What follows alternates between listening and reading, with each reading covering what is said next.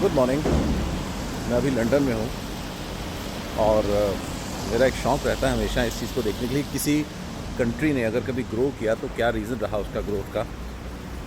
और जब आप लंदन में आएँ कभी, आपको भगवान आप सबको लेके आए कभी ना कभी, और आप पाएंगे यहाँ पे जो रेल नेटवर्क है उसको 4 फेसेस में डिवाइड किया गया है। और सबसे बड़ी चीज़ तो रोड्स हैं।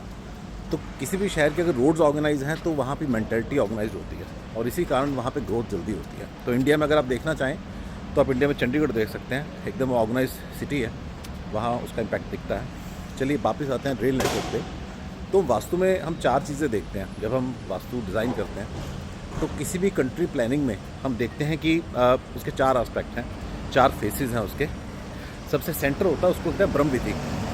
ब्रह्मविधि के बाद आता है देवविधि, देवविधि के बाद आता है मनुष्य विधि, और मनुष्य के विधि के बाद आता है पिशाच विधि।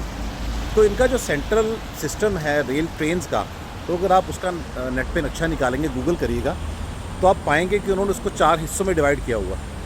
सेंट्रल वाला वही है जहाँ पे रानी रहती है। उससे बाहर का जो ब्लॉक है वो एडमिनिस्ट्रेटिव ब्लॉक आ गया सारा का सारा, यानी कि देवता हो गए, वहाँ पे लॉर्ड्स जितने रहते हैं उनके परमानेंट लॉर्ड्स हैं।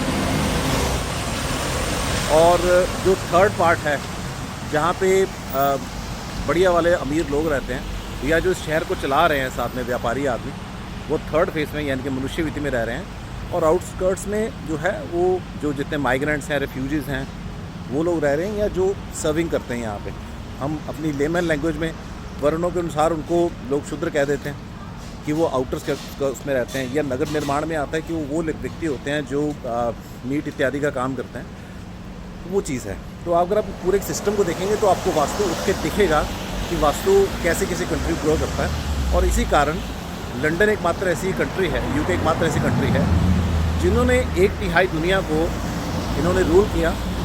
और उससे ज़्यादा इंटरेस्टिंग बात यह है कि दुनिया की 1/3 वेल्थ भी इन्हीं के पास है जो इन्होंने लूट के लाई थी। सो ये मेरी ऑब्जर्वेशन है, बाकी आप ज़रूर सर्च करिएगा। और जब भी आपको समय लगे तो आप मेरे फेसबुक के पेज के ऊपर जाइए, ये मेरा पर्सनल पेज है राहुल कौशल के नाम से। वहाँ मैंने कुछ पिक्चर्स शेयर की हैं शेरलॉक होम्स के। मैं घर में गया था, जो छोटे होते से हम देखते आए हैं कि शेरलॉक होम्स क्या है, जासूस है, उसका रियल हाउस था, क्या क्या चीज़ें वहाँ पड़ी हैं, बड़ा मज़ेदार था। और मैं ब्रिटिश म्यूज़ियम भी गया था, उसकी आज मैं पिक्चर्स डालूँगा, तो उसको भी आप देखिएगा कि इंडिया का कितना सामान उन्होंने लेके रखा हुआ है। और नॉट ओनली इंडिया, सारी दुनिया का। एक तरह से कहें कि अच्छी बात है, प्रिजर्व कर लिया। इंडिया में होता तो शायद बिक ही जाता, किसी न किसी ने बेच देना था, पॉलिटिशियन नहीं। और दूसरी तरफ अगर हम बात करें नॉलेज वाइज, तो जो नॉलेज आपको इस कंट्री में आके हेरिटेज की मिल सकती है वो कहीं नहीं मिल सकती। आपके सामने मान लीजिए बिल्डिंग्स हैं, ये सारी की सारी बिल्डिंग्स जो हैं, इन्होंने उसका जो उसकी फेस है वो वही रखा है जो 1800 में था, और बाकी जो इंटीरियर है वो सारा उन्होंने चेंज कर दिया। That's all for now. आप सबका शुक्रिया देखने के लिए। अपना कमेंट ज़रूर शेयर कीजिए।